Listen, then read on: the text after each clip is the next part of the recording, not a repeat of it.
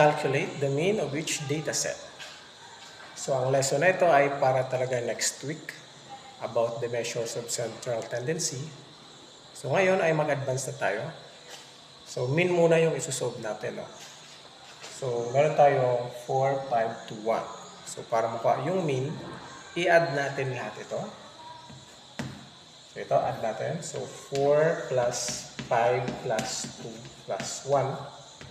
At i-divide natin kung ilan lahat yung data. So 1, 2, 3, 4. So apat yung data lahat, no?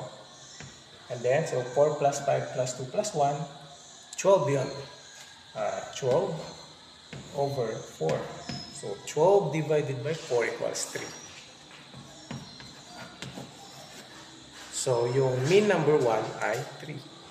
So ganoon din sa number 2. Pag kunin natin yung mean, i-add lang natin lahat yung data.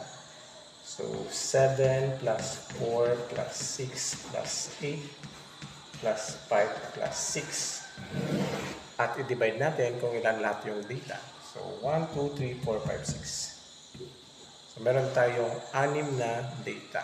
So i-add na natin. 7 plus 4 plus 6 plus 8 plus 5 plus 6. Kung i-add natin yan, ang magiging sagot ay 36. Ayan, 36 over 6. And then, i-divide na natin. 36 divided by 6 is equal to 6. So, therefore, yung mean number 2 ay 6. So, mean pa lang ito. Meron pa tayong median at mode.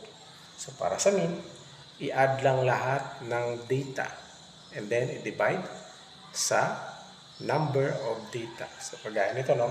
In-add lang natin. And then, dinivide natin kung ilan lahat yung data. Okay? That's all for today.